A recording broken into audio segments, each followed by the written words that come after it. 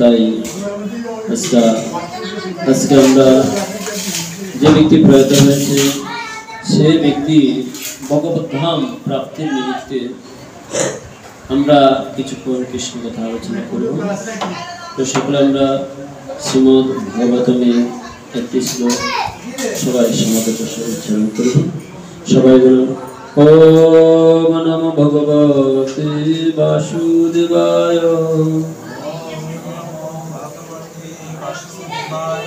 ওম নমো ভগবতে বাসুদেবায়,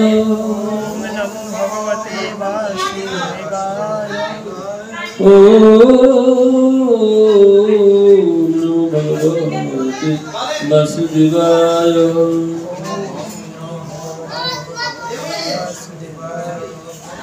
খট্টাঙ্গো নাম, সবাই খট্টাঙ্গো নাম রাজর্ষির জ্ঞেয় তামিহায়ুষ মুহূর্তাৎ সর্বমোৎসৃজ্য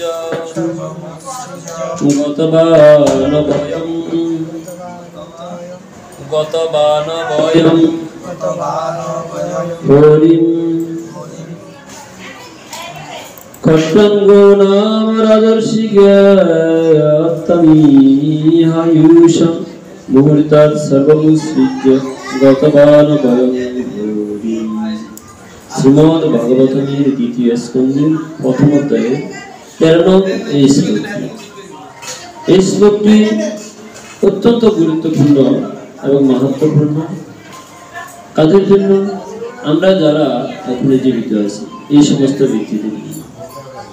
এই জগতে সবচেয়ে বড় ধ্রুব সত্যটা কি? একদিন আমাদের সকলের মৃত্যু হবে। এটা কিন্তু একদম ধ্রুব সত্য, এটা কোনো মতেই মিথ্যা হতে পারে না। তাই এই ধ্রুব সত্য যদি হয় আমাদের একদিন মৃত্যু হবে, কিন্তু কখন মৃত্যু হবে সেটা আমরা কেউ জানি না।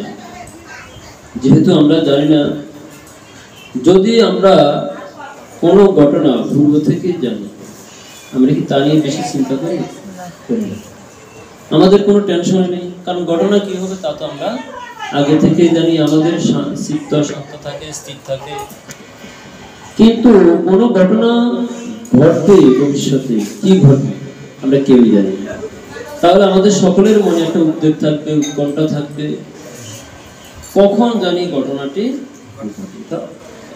অজানা ঘটনার জন্য আমাদের মনে একটা উদ্বেগ থাকে। যদি সেটা দুর্ঘটনা হয় তাহলে তা নিয়ে মনে চিন্তা রাখা সর্বদা জল, তাই না? তো ঠিক তেমনি আমাদের মৃত্যু কখন হবে তা আমরা কেউই জানি না। এই জন্য ভাগবতের শ্লোকটি গুরুত্বপূর্ণ, যে খট্টাঙ্গ দেবের নাম এখানে বিশেষত বর্ণনা করা হয়েছে। খট্টাঙ্গ ছিলেন পুরাকালে একজন রাজা। যদিও তিনি রাজা, তথাপি তিনি ছিলেন ভগবানের মহান একজন ভক্ত। তাহার অনেক ভক্তি, তিনি ভগবানের ভজন করিতেন। কিন্তু কোন এক কারণবশত তিনি জানতে পারলেন যে তাহার পরমায়ু মাত্র মুহূর্তকাল তিনি বেঁচে থাকেন। এই জন্য এই শ্লোকে বর্ণনা করা হয়েছে খট্টাঙ্গ নামা রাজর্ষি। খট্টাঙ্গ নামে এক রাজর্ষি ছিলেন, জ্ঞাতেয় তামিহায়ুষ। তিনি জ্ঞাতেয় মানে জানতে পেরেছিলেন যে মুহূর্তকালের মধ্যে তাহার মৃত্যু হবে। তাই মুহূর্তা, যখন তিনি জানতে পারলেন মুহূর্তকাল, মুহূর্ত মানে কি? অতি অল্প সময়। এই অতি অল্প সময়ের মধ্যেই তাহার মৃত্যু হবে। অতএব তাই তিনি কি করলেন? যখন জানতে পারলেন মৃত্যুর পরে জগতে সবকিছু আমাদের থেকে কি হয়ে যায়? পর হয়ে যায়। তাই তিনি সবকিছু ত্যাগ করে সর্ববয়ভারী শ্রী হরি চরণাবিন্দে আশ্রয় গ্রহণ করলেন। তাহলে খট্টাঙ্গদেব জানতে পারলেন কখন তার মৃত্যু হবে। পরীক্ষিত মহারাজ জানতে পারলেন কখন তার মৃত্যু হবে। তারা কিন্তু জানতেন। এবং কলিযুগে আমাদের নিকট একেবারেই জ্বলন্ত উদাহরণ হরিদাস ঠাকুর। হরিদাস ঠাকুর জানতেন কখন তার দেহ সংবরণ হবে, জানতেন। তাই জেনেই তিনি প্রভুর চরণে বাসনা করেছিলেন, প্রভু গো, আমার মৃত্যুর সময়, আমার এই দেহ থেকে প্রাণবায়ু যাওয়ার সময় যেন আমি জিহ্বায় তোমার শ্রীকৃষ্ণ চিত্র নাম উচ্চারণ করতে পারি, আমি যেন নয়ন দিয়ে তোমার সেই চাঁদ বদন দর্শন করতে পারি, এবং আমার এই বক্ষে যেন তোমার কোমল চরণ রাখতে পারি, এই বাসনা করেছিলেন। কেন? হরিদাস ঠাকুর জানতেন তার মৃত্যু কখন হবে, কিন্তু আমাদের মৃত্যু কখন হবে আমরা তাকেও জানি না। তাই ভাগবতের প্রথমেই পরীক্ষিত মহারাজ তিনি জানতে পেরেছিলেন তাহার পরমায়ু মাত্র 7 দিন। তাই তিনি শ্রীহরির আশ্রয়ে, শ্রীহরির চরণে সর্বস্ব ত্যাগ করে তিনি আশ্রয় গ্রহণ করেছিলেন।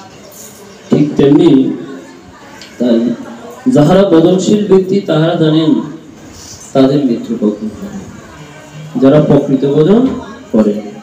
এই জন্যই মহান বৈষ্ণব কবি বলেছেন, যে সাধন করো বদন করো মূর্তি জানলেই হবে। অর্থাৎ তুমি কতটুকু সাধন করেছো, কতটুকু বদন করেছো, আমি কতটুকু বদনা সাধনা করেছি, সেটা প্রমাণিত হবে আমার মৃত্যুর মধ্যে দিয়ে। দেখবেন কেউ কেউ মৃত্যুবরণ করার সময় তাহার চোখগুলো অনেক বড় বড় হয়ে যায়, ভয়ে ভীত হয়ে যায়, হয়ে যায় না? মৃত্যুকালীন সময় তাহার ভিতরে একটা ভয়ের ভাব প্রকাশিত হয়, একটা উদ্বেগের ভাব প্রকাশিত হয়। আবার কেউ মৃত্যুবরণ করার সময় হাসি মুখে মৃত্যুবরণ করে। এই কারণটা কি? এর কারণ হলো ভজন। তাই ভগবানের ভক্তরা কখনো মৃত্যুকে ভয় করে না, কারণ মৃত্যু একদিন হবে, ইহা ধ্রুব সত্য। তাই মৃত্যু যদি আমাদের একদিন হবে, এই মৃত্যুর জন্য আমাদেরকে কি করতে হবে? সবাই আমরা মৃত্যুকে গ্রহণ করতে হবে। তো যদি আমরা মৃত্যুকে গ্রহণ করতে হয়, পূর্ব থেকে আমাদের একটা প্রস্তুতি নেওয়া অবশ্যই। যেমন মনে করুন আমাদের এখানে মহান একজন গুরু মহারাজ আসবেন, তো গুরু মহারাজ আসবেন আমরা জানি, তো পূর্ব থেকে আমরা কি করবো? সবার প্রস্তুতি গ্রহণ করবো। তাহলে গুরু মহারাজ আসবেন, উনি যেহেতু আসবেন, ওনাকে যথাযথ সম্মান দিয়ে আমাদেরকে রিসিভ করে নিতে হবে। কিভাবে আমরা তাকে গ্রহণ করব? তো ঠিক তেমনি মৃত্যুর দেবতা আমাদের সম্মুখে আসবে, আমরা তাকে কিভাবে গ্রহণ করব? কি আমার চোখ দুটো বড় বড় হয়ে যাবে ভয়ের, অত্যন্ত প্রগাঢ় চিৎকার করে আমি কি আমার দেহটাকে সংবরণ করব, নাকি হাসি মুখে সেই মৃত্যুর দেবতাকে আমি গ্রহণ করব? সেটা সম্পূর্ণ আমাদের উপর নির্ভর করে। তাই যেমন মৃত্যুর সময় অজামিল ভগবানকে ডেকেছিল, মানে তাহার পুত্রকে ডেকেছিল, তাহার পুত্র নারায়ণকে ডেকেছিল, নারায়ণ বলে সম্বোধন করেছিল। কেন? কারণ নারায়ণ ছিল তাহার সবচেয়ে ছোট পুত্র, কনিষ্ঠ পুত্র। তো কনিষ্ঠ পুত্রকে খুবই আদর করতেন, তাই তিনি কনিষ্ঠ পুত্রকে ডেকে, ওই যে 3 জন মৃত্যুর দেবতা এসেছিলেন যমলোক থেকে, 3 জন যমের দূত, তাদের ভয়ঙ্কর ভয়ঙ্কর করালতা তীব্র রূপ দেখে তিনি ভয় পেয়েছিলেন। তাই তিনি তাহার ছোট পুত্রকে ডেকেছিলেন, যেন তাহার ছোট পুত্র তাহার কি সন্নিধানে আসে, তাহার ভয়টা যেন কেটে যায়। কিন্তু তিনি পুত্রকে ডাকতে গিয়ে নারায়ণকে ডেকেছেন, তাই ভগবানের দূত তাহার সম্মুখে এসে উপনীত হয়েছে। এখন বিষয় হলো, এই যে তিনি মৃত্যুকালীন সময়ে নারায়ণকে ডেকেছেন, মূলত তাহার পুত্রকে ডেকেছেন, তো আমরা মৃত্যুকালীন সময় কাকে ডাকবো? যদি আমরা নিরন্তর হা নিতাই, হা গো, হা রাধে, হা রাধা মাধব, এই নামগুলো যদি আমরা নিরন্তর বলি, দেখবেন আমাদের সম্মুখে যখন কোনো বিপদ হয়, তখন আমরা কি করব? ভগবানকেই স্মরণ করব। আমরা কি করি? বিপদকালীন সময়ে দেবতাকে গালি দিই। যেমন মনে করুন যদি এখন অনেক ঝড় তুফান হয়, আমাদের কোনো বিঘ্ন হয়, তখন আমরা দেবতাকে গালি দিই। এই বৃষ্টি এখন আসাটা ঠিক হয়নি, বিভিন্ন ধরনের কথা আমরা বলি। দেখুন আমরা সনাতন ধর্ম অবলম্বীরাই একমাত্র ব্যতিক্রম, আমরা ভগবানকে গালি দিই। কিন্তু অন্য ধর্মে দেখুন, তারা শুধুমাত্র বলে তাদের সৃষ্টিকর্তা দয়া করেন ভালো দিন, কিন্তু আমরা সনাতন ধর্ম অবলম্বীরা আমরা অকৃতজ্ঞ। আমরা কখনো ভগবানের কাছে কৃতজ্ঞতা প্রকাশ করি না, ভগবানের উপর আমরা বিশ্বাস রাখতে পারি না। আমরা এই কখনো বলতে পারি না যে ভগবান আমাদের জন্য যাহাই করেছেন তা মঙ্গলের জন্যই করছেন। আমরা শুধুমাত্র ভগবানকেই দোষ দিই। কারো যদি পুত্র মারা যায়, ভগবানকে আমরা দোষারোপ করি, ভগবানের কারণে আমাদের পুত্র মারা যায়, তাই না? এরকম একটি উদাহরণও আছে। ভগবান শ্রীকৃষ্ণ যখন দ্বারকাতে ছিলেন, দ্বারকা রাজা, তখন এক ব্রাহ্মণের সন্তান মারা গিয়েছিল। তিনি দ্বারকায় এসে ভগবানকে যথেষ্ট রূপে কি গালিগালাজ করছেন, ভগবানকে নিন্দা করছেন। ভগবান, তুমি হচ্ছ আমাদের রাজা, রাজার দোষে রাজ্য নষ্ট, তোমার কারণে আমার পুত্র মারা গেল। ভগবানকে এসে অকথ্য ভাষায় গালি দিতে লাগলেন। ভগবান শুনতে লাগলেন, কিছু বললেন না। এভাবে তার হতে হতে 9টি পুত্র মারা গিয়েছে। 9 বাড়ি এসে সে তার মৃত পুত্রকে ভগবানের সেই দরবারে রেখে, ভগবানের রাজসভায় রেখে সে ভগবানকে যাচ্ছে তা গালিগালাজ করতে। দেখুন, রাজার দোষে কোন প্রজার পুত্র মারা গেল, এটা কি রাজার দোষ নাকি তাহার কৃতকর্মের ফল? কারো মৃত্যুর কারণ তো কেউ হতে পারে, যার যার নিজের দোষের কারণেই নিজে ফল ভোগ করতে। হয়তো ওই পুত্রটার বয়স অল্প ছিল, জন্মের সময় সে মারা যাবে, তার জীবনে লেখা ছিল, সেদিন সে মারা গিয়েছে। কিন্তু সে ব্রাহ্মণ এসে ভগবানকে দোষারোপ করতে। তো এই যে উদাহরণটা দেখুন, আমরাও কিন্তু যে কোনো কাজেই ভগবানকে দোষারোপ করি, কিন্তু ভগবান বলছেন কি, আমি সত্যরতম ত্রিগুণাতীত, এই পৃথিবীর কোনো কিছুই আমি ভোগ করি না, পৃথিবীর কোনো কিছু আমার ভোগ করার প্রয়োজন নেই। এই জগতের কোনো পাপ এবং পুণ্য কোনো কিছুই আমাকে স্পর্শ, আমি কোনো পাপও করি না, কোনো পুণ্যও করি না, আমি কোনো কিছু ভোগ করি না, তাই আমার কোনো পাপও হয় না, তাই তো? এখন এই যে ভাগবতের এই সিদ্ধান্তগুলো আমাদের সম্মুখে ভগবান প্রকাশিত করেছেন তাহার ভক্তদের মধ্যে দিয়ে। খট্টাঙ্গদেব তিনি জানতে পারলেন অল্প সময় তাহার মৃত্যু হবে, তাই তিনি সর্বস্ব ত্যাগ করে বিষ্ণু পদপদ্মে নিজেকে সমর্পণ করলেন, ভগবত কথা শ্রবণ করতে শুরু করলেন। তো মৃত্যুকালীন সময়ে তাহার চরণে আশ্রয় গ্রহণ করা প্রয়োজন, ভগবান বিষ্ণুর চরণে আশ্রয় গ্রহণ করা প্রয়োজন। দেখুন, মৃত্যুকালীন সময় আমরা ভগবানকে কি স্মরণ করব? বর্তমান তো আধুনিক যুগ, যদি কারোর শারীরিক একটু অসুস্থতা হয়, তখন আমরা কি করি? তাকে হাসপাতালে নিয়ে যাই না? তো হাসপাতালে হয়তো তিনি এমন স্থানে থাকেন যেখানে কোনো সময় তিনি ইমার্জেন্সি অবস্থায় থাকেন, তার কাছে আত্মীয় স্বজন কেউ যেতে পারে না, এবং সন্তানকে পর্যন্ত অনেক সময় যেতে। তো মৃত্যুকালীন সময়ে তাহার কর্ণে দেখেও ভগবানের একটু স্মরণ করিয়ে দিবি। হয়তো আমি জীবনে কখনো বদল করিও নাই, হয়তো কেউ মৃত্যুকালীন সময় আমাকে স্মরণ করিয়ে দিল, এরকমও তো হয়, সবাইকে বসে হয়, আমি ভুলে গেলাম। হয়তো জীবনের ঘানি টানতে টানতে অনেক পরিশ্রম করতে করতে ভগবানকে ভুলে গেলাম। কোন একজন সাধু বা কোন একজন মহাত্মা এসে আমাকে বললো, এই তুমি যেরকম তুমি একবার ভগবানকে স্মরণ করো। তুমি বলো, হ্যাঁ কৃষ্ণ। আমি হয়তো তার সাথে একবার কৃষ্ণকে স্মরণ হয়তো আমার মনে পড়ে গেল, কিন্তু আমি হাসপাতালে এমন অবস্থানে আছি, এমন ইমার্জেন্সি বিভাগে আছি যে আমার কাছে সেখানে কেউই নেই।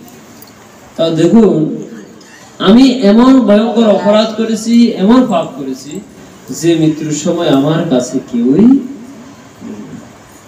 যে পুত্রের জন্য আমি আমার সমগ্র জীবনের অর্থ ব্যয় করেছি, যে স্ত্রীর জন্য আমি সবকিছু ব্যয় করেছি, তাহলে মৃত্যুকালীন সময় আজকে কেন কেউ আমার পাশে থাকতে পারবে নাকি? দাদা, তাও তো একটা গুরুত্বপূর্ণ বিষয় যে অনেকের মৃত্যু হয় সবাইকে নিয়ে, সবার সম্মুখে। হয়তো কেউ মায়ের কোলে মাথা রেখে সুখে করে না, কেউ হয়তো কীর্তনের মধ্য দিয়ে, নামের মধ্য দিয়ে মৃত্যুবরণ করে। কিন্তু আমার এমন অবস্থা হলো, আমি হাসপাতালে থাকলাম যেখানে আমার কাছে কেউই যেতে পারলো না, আমি কারোই দর্শন পেলাম না, এতদিন সকলের জন্য যাই করলাম, কেউ আমার কাছে আসতে পারলো না। তাই মৃত্যুকালীন সময় একবার দেখবো সুযোগটা আমার। মৃত্যুকালীন সময়ে কেউ আমাকে একটু গীতার কথা শোনাবে, ভগবানের কথা শোনাবে, সেই সুযোগটাও আমার। তো বলুন তো কেন হলো না? নিশ্চিত আমার কৃতকর্মের, আমার দোষের কারণে আজকে আমি কাউকে। মৃত্যুকালীন সময়ে মুখে কি দেওয়া হয়? একটু চরণামৃত দেওয়া হয়, জল দেওয়া হয়। আমরা হয়তো কেউ কেউ জল দিই, মনে করি আমি যদি ওনার কাছে কোনো ঋণী থাকি অন্তত মৃত্যুকালীন সময় একটু জল দিলাম, আমি যেন ওনার কাছে আমার ঋণটা শোধ করতে পারি, এরকম মনে করে তো কেউ দেয়। এক একজন এক এক উদ্দেশ্যে দিতে পারে। আবার কেউ কেউ মনে করতে পারে তার হয়তো জীবনে এটাই শেষ পাওয়া, আমি একটু তার মুখে একটু জল, এরপরে তো তিনি আর কিছুই নিতে পারবেন। তাহলে এই যে বাসনা থেকে দেওয়া হয়, তো আমি যদি এমন স্থানে থাকি আমার মৃত্যু সেখানে হয়, সব আছে আমার, দেখুন অর্থ বিত্ত গাড়ি বাড়ি সব আছে, মৃত্যুকালীন সময় আমার কেউই রয়েছে না। কত বড় গভীর প্রকৃতি, কত বড় দুঃখের বিষয়। মৃত্যুকালীন সময় আমাকে কি করবে? এই যে আমাদের সাথে অনেক বৈষ্ণব মাতাজিরা এসেছেন, তারা এই বয়সে কোথায় থাকবেন? বাড়িতে থাকবেন, নাতি নাতি নিয়ে থাকবেন, একটু আরামায়েশ করবেন, আনন্দে থাকবেন, তাই না? তারা সবকিছু ত্যাগ করে আমাদের সাথে আছে। কেন আছে? তারা জানেন আসলে মৃত্যুর সময় কেউ আমার সাথে নাও থাকতে পারে, কিন্তু মৃত্যুকালীন সময়ে একটি জিনিস আমাদের সকলেরই থাকবে, সেটা হলো অনাদিরাদি গোবিন্দ। তা আমি যদি মৃত্যুর সময় অনাদিরাদি গোবিন্দকে পেতে হয়, তাহলে কি করতে হবে? ভগবানকে তো ডাকতে হবে, ভগবানের নামকে স্মরণ করতে হবে। তাই ভগবানের নামের আশ্রয় আমাকে দিতে হবে। তাই যাহারা বুদ্ধিমান ব্যক্তি বিপদকালীন সময়ে, আপদকালীন সময়ে সে ভগবান শ্রীকৃষ্ণের শরণে যদি যেতে হয়, সে ভগবান শ্রীকৃষ্ণের ষোড়শকর নাম, হরে কৃষ্ণ নাম, মহামন্ত্র তিনি যদি সর্বদা জপ করেন, তাই মৃত্যুকালীন সময়ের নাম কখনো তাহাকে ছাড়বে না। এই জগৎটা হচ্ছে স্বার্থের খেলা, স্বার্থের খেলা। আপনার আছে, আপনার অনেক বন্ধু বান্ধব থাকবে, আপনার কিছুই নেই, আত্মীয় স্বজন থাকবে না, বন্ধু বান্ধবও থাকবে। এই জগতে সবাই আপনাকে ছেড়ে চলে যাবে, সবাই স্বার্থক হবে, শুধুমাত্র একজন ব্যক্তি আপনাকে ছাড়বে না, সেটা কি জানেন? আপনার মাতা। সবাই ত্যাগ করলো, কোনো কিছু না পেলো, মা কখনো সন্তানকে ফেলে দেয়। মা বাবা ছেড়ে দিল, বাবা বাদ দিয়ে দিল, কখনো মা ত্যাগ করতে পারে। অনেক সময় বাবা হয়তো এই সন্তানের দ্বারা অনেক লাঞ্ছিত হয়েছে, তখন বাবা তাকে ত্যায্য করে, তাই না? মা ত্যায্য করে, এরকম কখনো কোথাও দেখেছেন? ত্যায্য করে কে? বাবা ত্যায্য করে। এই সন্তানের আমার প্রয়োজন নেই, কিন্তু মা কোনো মতে সন্তানকে ত্যায্য করতে পারে। মা সর্বদা সন্তানকে ভালোবাসে, সন্তান যত ভালোই হোক। ঠিক তেমনি এই জগতে মায়ের মতো যেমন আপন কেউ নেই, এই জগতে এবং পরজগতে নামের মতো আমাদের বন্ধু আর কেউ নেই, ভগবানের মতো বন্ধু আমাদের আর কেউ। তাই যাহারা বুদ্ধিমান ব্যক্তি, তারা এই জগতে যেহেতু থাকবে, আমাদের পিতা মাতা ভাই বন্ধু সকলেই আমাদের প্রয়োজন। তাদের সাথে সাক্ষাৎ না রাখলে, সংযোগ না থাকলে আমরা তো চলতে পারবো না। সবার সাথে সাক্ষাৎ থাকবে, তবে সেটা হবে গৌণ, কিন্তু মুখ্য সাক্ষাৎ আমাদের থাকতে হবে ভগবানের। কেননা মৃত্যুকালীন সময়ে এই ভগবানই একমাত্র আমাদের সাথে থাকবে। যদি আমি হাসপাতালে কঠিন অবস্থার মধ্যে থাকি, কেউ সেখানে প্রবেশ করতে পারবো না, কিন্তু এই নাম যদি আমার বদনে থাকে, ভগবান সেখানে গিয়ে আমার সাথে থাকতে পারবে। তার মানে 100% নিশ্চয়তা ভগবান আমার সাথেই থাকবে। সেই জন্য সর্বদা আমরা ভগবানকে স্মরণ করতে হবে। তাই খট্টাঙ্গ মহারাজ, যিনি একজন মহারাজ, তার তো বিশাল রাজত্ব, সব কিছু ত্যাগ করে তিনি যদি ভগবত শরণে যেতে পারেন, আর আমরা তো ছোট্টখাট্ট একটা বাড়ির মালিক, একটু জায়গার মালিক, আমি স্যার বিশাল রাজ্যের মালিক, তাহলে তিনি এত বিশাল রাজ্য পরিত্যাগ করে ভগবানের শরণে আশ্রয় গ্রহণ করেছেন, এত বিশাল ত্যাগ করে, তো আমরা ছোট্ট জিনিস ত্যাগ করে কি ভগবানের শরণে আশ্রয় নিতে পারিনি? দেখুন, এটা ত্যাগ করা অতীব সহজ।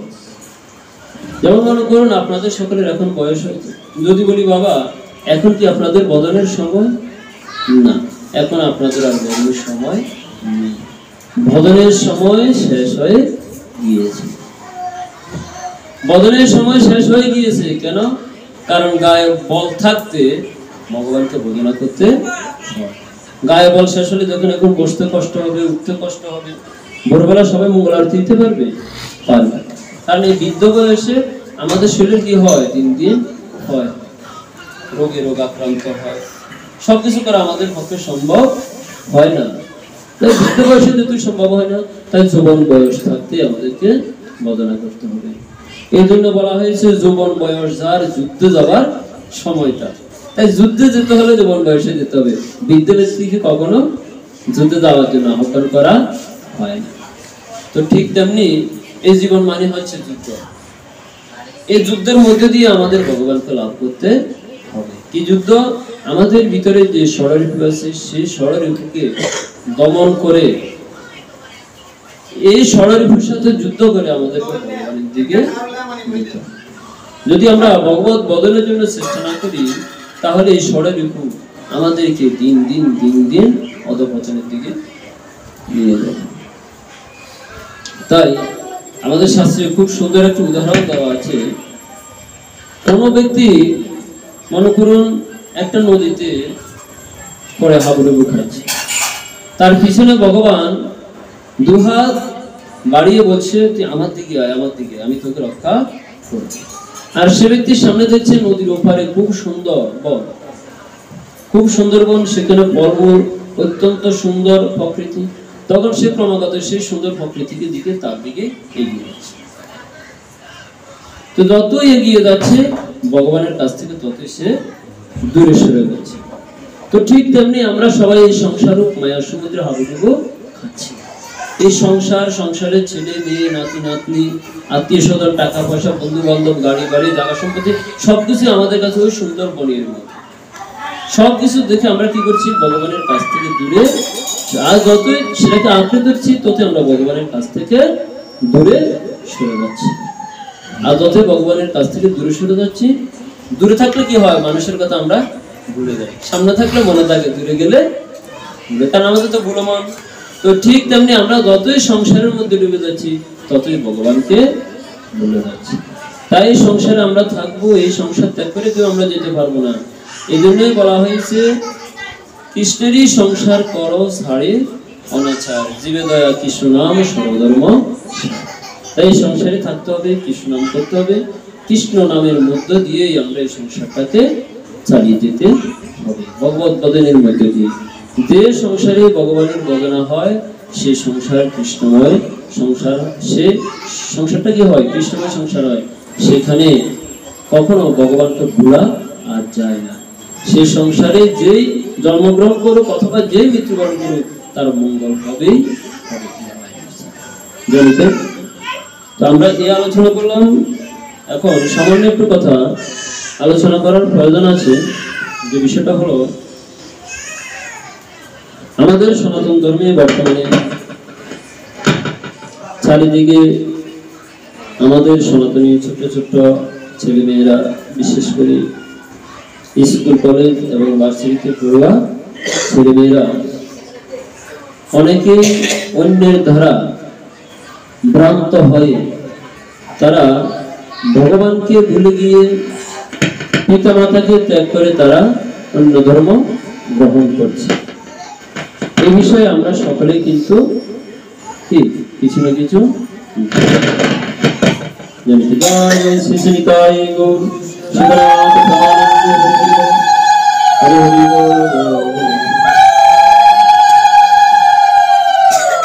এই যে ছেলে মেয়েরা আজকে ভুল পথে যাচ্ছে, এটার জন্য কে দায়ী বলুন তো?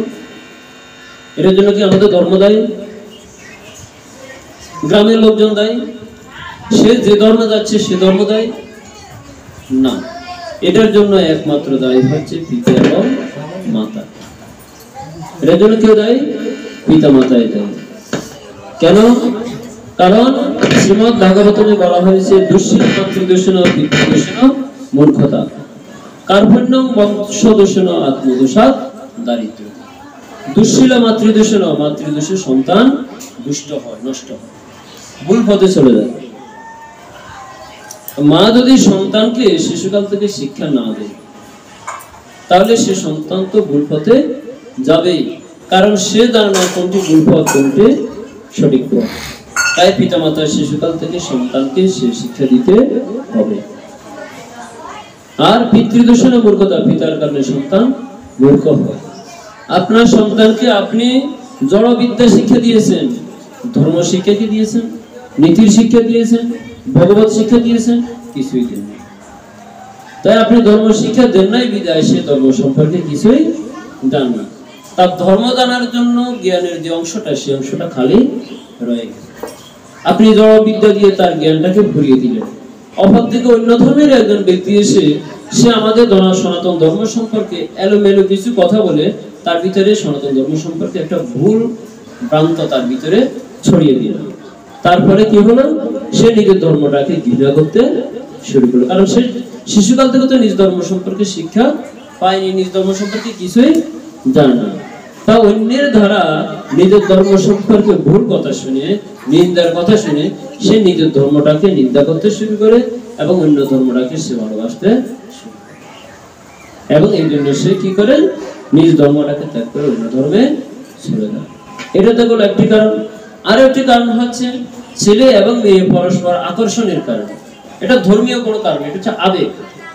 আবেগবশত তারা কি করে, ধর্মটাকে ত্যাগ করে অন্য ধর্মে চলে যাচ্ছে। এই জন্য আমাদের পিতা এবং মাতাকে আগে থেকেই সচেতন। জন্ম দিলেই কি হয়, জনক হয়, কিন্তু পালন না করলে কখনো পিতা হওয়া যায় না। যিনি যথার্থ পালন করেন তিনিই পিতা। জন্ম দিলে জনক হয় বটে, কিন্তু তিনি পিতা নন। এই জন্য আমাদের বাবাদেরকে একটু সচেতন হতে হবে, মায়েদেরকে অনেক বেশি সচেতন হতে হবে। প্রতি মুহূর্তে মুহূর্তে সন্তানের খোঁজ খবর রাখতে হবে। একটি সন্তান জন্ম দিলাম, এরপর ছেড়ে দিলাম, কি করছে না করছে কিছুই জানলাম না, তাহলে তো আপনি কি করলেন, নিজের বংশটাকে ধ্বংস করছেন। কারণ সন্তান নিলেন কেন, নিজের বংশটাকে রক্ষা করার জন্যই তো। অথবা সন্তানের কাছে এই সন্তান আপনাকে খাওয়াবে, এরকম গ্যারান্টি আপনি দিতে পারবেন? দিতে পারবেন কেউ? এরকম গ্যারান্টি কেউ দিতে পারবে না। বাবা কখন কি, হয়তো আমার আগে আমার সন্তান মারা যেতে পারে, অথবা আমার সন্তান আমাকে ত্যাগ করেও চলে যেতে পারে, অথবা আমার সন্তান জন্ম ত্যাগ করে চলে যেতে পারে। তা আমার সন্তান যে আমাকে খাওয়াবে এরকম কোনো গ্যারান্টি নেই। তাহলে সন্তান আপনাকে, আপনার সন্তান আপনার থাকবে, আপনাকে খাওয়াবে, এরকম গ্যারান্টি দিতে হলে আগে আপনাকে তার জন্য তো কিছু কাজ করতে হবে। আমি সেটার কিছুই কাজ করলাম না, কিন্তু ছেলের কাছ থেকে ফিডব্যাক পেতে চাইলাম, তার জন্য আপনাকে কি ফল পাওয়া যাবে? যাবে না। তাই সন্তানকে সেভাবে তৈরি করে নিতে জানিতে। আরেকটি কথা আপনাদেরকে বলতে চাচ্ছি, তো সেটা হচ্ছে, আচ্ছা বলুন তো, বাবা বড় হয় নাকি মা বড়? একটু সবাই অনেস্টলি বলুন। এটা খুব যৌক্তিক বিষয় আপনাদের সাথে আমি আলোচনা করতে চাচ্ছি। বাবা বড় হয় নাকি মা বড়? বলুন, কে বড়? বাবা বড় না মা বড়? একটু বুদ্ধি খাটিয়ে বলুন। এটা হ্যাঁ, এটা কি সন্তানের কাছে? সন্তানের, আমি সন্তানের কাছে বলছি। মনে করুন এখানে বাবাও আছে মাও আছে, এই দুইজনের মধ্যে কে বড় হয় বলুন তো? মা হলো পরে, আগে হলো বাবা। কেননা বাবার বীর্য যদি না হতো, মা কখনো সন্তান জন্ম দিতে পারত না, কখনোই না। তাইলে সর্বপ্রথম সন্তানের মুখ্য ভূমিকা পালন করে কে? পিতা, নাকি? সন্তানের মুখ্য ভূমিকা পালন করে পিতা। তারপর যদি পিতাও হয়, মাতা যদি না হয়, তাহলে সন্তান জন্ম দেওয়া সম্ভব। তাহলে দুজনেরই ভূমিকা আছে, কিন্তু প্রধান এবং প্রথম মুখ্য ভূমিকা পালন করে কে? পিতা, তাই তো? এখন দেখুন তো, পিতা হচ্ছে আমাদের প্রথম গুরু, আমাদের জন্মদাতা। মাতা হচ্ছে দ্বিতীয় গুরু, কেন মাতা আমাদেরকে ধারণ করেছে। তারপরে দাত্রী হচ্ছে আমাদের তৃতীয় গুরু, মানে মাতা আর কি। এভাবে পরম্পরাক্রমে আমরা যখন বড় হই, আরো জ্ঞান লাভের জন্য আমরা আরো গুরু গ্রহণ করি, যাকে বলা হয় দীক্ষা গুরু। শিক্ষা গুরু অনেক হতে পারে, দীক্ষা গুরু হয় একজন। এখন যদি পিতা এবং মাতা এই দুজনের মধ্যে বড় হয়, তাহলে কে কাকে প্রণাম করে? মা কি বাবাকে প্রণাম করে না বাবা মাকে প্রণাম করে? বলুন একটু। এটা কিন্তু সুন্দর একটা জিনিস। মা বাবাকে প্রণাম, বাবা কখনো মাকে প্রণাম করে না। এটা বিধিও নয়। কেন নয়? কেন? যখন আমাদের সনাতন ধর্মে বিবাহ হচ্ছে একটি সামাজিক ধর্মীয় সম্পর্ক, তাই তো? ধর্মীয় একটা মেলবন্ধন। তো স্বামী স্ত্রী যখন বিয়ে হয়, তখন সেক্ষেত্রে মন্ত্রের মধ্যে এ পড়ানো হয় যে আজকে থেকে এই কন্যা সমগ্র দায় ভার, ভরণ পোষণ থেকে সমগ্র ভার কাকে দেওয়া হলো? স্বামীকে দেওয়া হলো। তাহলে এ নারীর সকল ভরণ পোষণ দায়ভারের দায়িত্ব নিল কে? স্বামী। তাহলে স্ত্রীর সব কিছু দায়িত্ব নিতে হবে। তাহলে স্ত্রীর কাজটা কি? স্ত্রীর কাজটা হচ্ছে কি বলুন তো? হ্যাঁ, স্বামীর সেবা। স্ত্রীর কাজ হচ্ছে স্বামীর সেবা করা, আর স্বামীর কাজ হচ্ছে স্ত্রীকে রক্ষা করা, স্ত্রীর সকল দায়ভার নেওয়া। এর মধ্যে দিয়ে সংসার চলে। এই জন্য কি হয়, যিনি জ্যেষ্ঠ, যিনি বড়, দেখবেন পিতার বয়স সাধারণত বেশি হয় না কম হয়? বেশি হয়। এবং এই কন্যাকে যে পুরুষের হাতে তুলে দিলাম, তাহলে নিশ্চয়ই উনি অনেক দায়িত্ববান। দায়িত্ববান না? এই কন্যার, এই পুরুষ নিশ্চয় দায়িত্ববান এবং ওনার বুদ্ধি আছে বিধায় আমি এই কন্যাকে পুরুষের হাতে তুলে দিলাম, উনি যথাযথ দায়িত্ব পালন করতে পারবেন। তাই তো? এই জন্যই শাস্ত্রে বলা হয়েছে যে বিবাহের মন্ত্রগুলো তো সেভাবে অর্থ দেওয়া হয়, যদিও আমাদের বিবাহের মন্ত্রগুলোর অর্থ বোঝানোর সময় হয় না, থাকে না। বিবাহের মন্ত্রগুলোর অর্থ বুঝলে দেখবেন সেখানে আসলে মন্ত্রগুলোতে কি বোঝানো হয়েছে। এবং সেখানে বলা হয়, দেখবেন পুরোহিত একটি কথা বলে যে আজকে থেকে এই কন্যার সকল গুণ প্রকাশ করিবে, সকল দোষ ক্ষমা করিয়া সকল গুণকে তুমি প্রকাশ করিবে। বলে কি এই কথাটা বলে, এই কন্যার সকল দোষকে তুমি কি করবে? ক্ষমা করবে। কারণ এই মেয়ে তোমার থেকে বয়সে কম, গুণে কম, জ্ঞানে কম, সব দিক থেকেই কম, কিন্তু তোমার জ্ঞান বেশি, তোমার গুণ বেশি। তুমি পারবে বিধে আমি এই কন্যাকে তোমার হাতে সমর্পণ করছি। এই জন্য তুমি এই কন্যার সকল দোষ ক্ষমা করে তার সকল গুণকে প্রকাশ করো। বলে না কথাটা? তাহলে এখন সর্বদিক থেকে দেখা গেল যে স্বামী হচ্ছে স্ত্রীর থেকে বড়, তাই তো? এ বিষয়ে কারো কোনো দ্বিমত আছে কি? আচ্ছা, যিনি বয়সে বড় হন, যিনি বয়সে বড় হন তিনি কি ডানে থাকেন নাকি বামে থাকেন?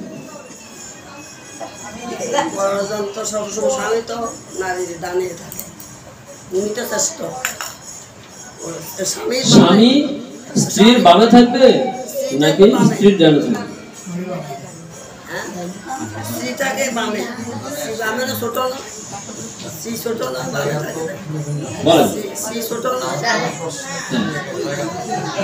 আপনারা বিষয়টা একটু বুঝেন, কারণ এটা অত্যন্ত গুরুত্বপূর্ণ একটি বিষয়।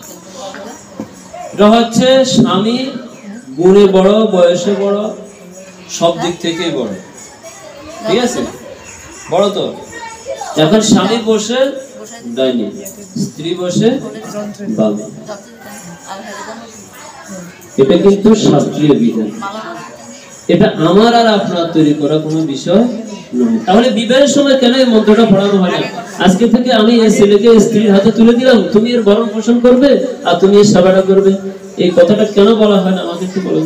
এটা ওই যাযাবর তারা কিন্তু স্ত্রীর স্বামীর ভার গ্রহণ করে, একটা নিয়ম আছে, কিন্তু আমাদের কোনো না। যাযাবর যারা বলতেছেন সেটা তো হচ্ছে তাদের নিজেদের তৈরি করে। সমাজের কোন একটা শ্রেণী কিছু করলো সেটা তো আমার মডেল না, সেটা আমার দেখার বিষয়। কিন্তু আমার বিধানটা হচ্ছে আমাদের সনাতন শাস্ত্রে যেটা বলা হচ্ছে সেটা হচ্ছে আমাদের জন্য বিধান। মনে করুন আমরা এই লক্ষ্মীপুর অঞ্চলের কিছু মানুষ মিলে একটা বিধান তৈরি করলাম, আমরা একটা শ্রেণী, এটা কিন্তু আমার শাস্ত্রীয় বিধান নয়। তাহলে আমাদের শাস্ত্রের যে বিধান সেটা হচ্ছে আমাদের জন্য, সকলের জন্য গ্রহণযোগ্য। এখন স্বামী সাধারণত জেনারেলি কোথায় থাকে? ডানে, স্ত্রী থাকে বামে, থাকে কিনা? শ্রী গুরু নিতাই গৌর সীতা।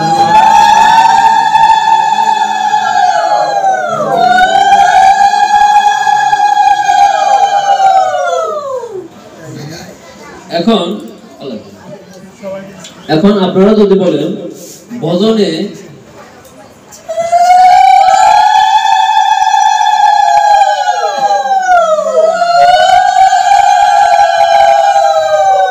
ভজন করলে কি হয় বলুন বলুন দাদু কি বলছিলেন? বদন করলে কি হয়? ভজনে তো রাধারানী বড়, এই হিসেবে ডাইনিয়া থাকে মনে হয় সম্ভব। না, বদনে রাধারানী বড় এই কথা কোন শাস্ত্রে? কোন ছবিতে দেখছেন যে কৃষ্ণের ডাইনে রাধা? না বাংলা দেখছেন? শুনুন, বদনে রাধারানী বড় এই কথা শাস্ত্রে কোথাও লেখা আছে? পুরাণে তো রাধারানীর কথাটাই নাই। আমি বলি, রাধা পূর্ণ শক্তি, রাধা পূর্ণ শক্তি, রাধা পূর্ণ শক্তি, সব শক্তি। কৃষ্ণ পূর্ণ। এখন শক্তি বড় নাকি শক্তিমান বড়? বলুন, শক্তি বড় না শক্তিমান বড়? সূর্যের সব আলো আমি নিয়ে নিলাম, সূর্যের আলোটা বড় নাকি সূর্যটা শ্রেষ্ঠ? কোনটা? সূর্য যদি না থাকে রৌদ্রটা আপনি পাবেন কোথা থেকে? তো ঠিক তেমনি রাধা পূর্ণ শক্তি, যতই শক্তি হোক না কেন এই শক্তিটাকে ধারণ করে শক্তি, তাহলে যে এই শক্তিটাকে ধারণ করতে পারে তিনি তার থেকে বেশি। আপনাকে যদি আমি যদি ভার বহন করে উপরে রাখতে হয়, নিশ্চয় আপনার থেকে, আপনার ওজনের সাইতে, আপনার এটা সাইতে আপনাকে আমি দলিত মথিত করে আপনার শক্তিটাকে সংকুচিত করে আমি আপনাকে তুলে নিলাম, এই জন্য আপনি আমাকে পারেননি, কারণ আমার শক্তি আপনার থেকে বেশি, তাই তো? তো ঠিক তেমনি রাধা পূর্ণ শক্তি, কৃষ্ণ পূর্ণ শক্তিমান, দুই বস্তু বেদ নাহি শাস্ত্রে পরমান, মানে প্রমাণ। পরমান মানে ভেঙে লেখা হয়েছে কবিতার আকারে। তাহলে এখন বলুন, রাধা বড় না কৃষ্ণ? কৃষ্ণই বড়। কেননা রাধার থেকে কৃষ্ণের সৃষ্টি হয়নি, কৃষ্ণের থেকে রাধারানীর সৃষ্টি হয়েছে। তাই আমরা যারা বলছি বদনে রাধারানী বড়, না, আপনি বদন করিতে হইলে সর্বাগ্রে রাধারানীর শরণে আশ্রয় গ্রহণ করতে হবে। এই জন্য রাধারানীর শরণে আশ্রয় গ্রহণ করার অর্থ নয় যে রাধা কৃষ্ণের থেকে বড় হয়ে গেল, বুঝতে পারছেন? এখন রাধারানী যদি বড় হতেন তাহলে কৃষ্ণ কেন রাধারানীকে তাহার ডানে নিয়ে লীলা খেলা করবে? তার যতগুলো আমরা চিত্রপট দেখি, কোন একটা চিত্রপটে ভুলেও তো রাধারানীকে ডানে দিতে পারে, কেন আমরা দেখি? তার মানে এর অর্থ হলো রাধারানী প্রেমের গুরু, সত্য। রাধারানী প্রেমের গুরু, জগতের সবাইকে তিনি, আমাদের সকলের নিকট তিনি বড়, বাট কৃষ্ণের কাছে তিনি বড়। আমার কথাটা বুঝতে পারছেন? আমাদের সকলের আরাধ্যা দেবী হচ্ছে রাধারানী, আমাদের সকলের আরাধ্য দেবী রাধারানী। সেই কারণে তো রাধা গোবিন্দ, রাধা কৃষ্ণ, আগে রাধা না, রাধা হচ্ছে আমাদের সকলের আরাধ্যা। কেন? রাধারানীর স্মরণে আমি না গেলে কৃষ্ণকে, এই জন্য আমি রাধারানীকে আগে স্মরণ করছি। তার মানে রাধারানীকে আমি কেন স্মরণ করছি? রাধারানীকে আমি কেন স্মরণ করছি? রাধাকে পাওয়ার জন্য, কৃষ্ণকে পাওয়ার জন্য। এখানে যেমন নিত্যাই চরণে পাইতে গেলে রাধার মাধ্যমে, রাধার মাধ্যমে এই জন্য আমি রাধারানীকে আগে স্মরণ। এই কারণে নিত্যাই চরণে আশ্রিত না হলে আমরা গৌর বদন করতে পারবো না। আগে নিতাই গৌর, নিতাই গৌর। তো ঠিক তেমনি প্রথমে আমাকে কি করতে হবে? রাধারানীকে আশ্রয় নিতে হবে। প্রথমে আমরা হাসপাতালে যাইলে ওই আগে সিরিয়াল দেয়, তারপরে আমাদের টেস্ট করে, তাই তো? তারপরে বড় ডাক্তারের কাছে যায়। আচ্ছা, তো আমি যে বিষয়টা বলতে চাচ্ছি, এখানে আমাদের কারো মনোমালিন্য নেই, জাস্ট এটা হচ্ছে আমাদের জানার বিষয়, তাই তো? আমরা সকলে যদি আলোচনার মধ্যে দিয়ে সঠিক তথ্য দিতে পারি, সকলের জন্য মঙ্গল, তাই তো? এখন আমি বলতে চাচ্ছি, যেমন এখানে আমি যে গৃহস্থ মহারাজের যে গুরু মহারাজ এবং গুরু মহারানী আমি দর্শন করলাম, যে মাতা গুরু হলো ডানে। এখন আমার প্রশ্নটা হলো, আমার শাস্ত্র কি বলছে, আমি বাস্তবে কি দেখছি? What is the between, difference between, দুটির মধ্যে আমার কেন পার্থক্য হলো? দুটির মধ্যে আমার কেন পার্থক্য হলো, এটা আমি আপনাদের কাছে জানতে চাচ্ছি।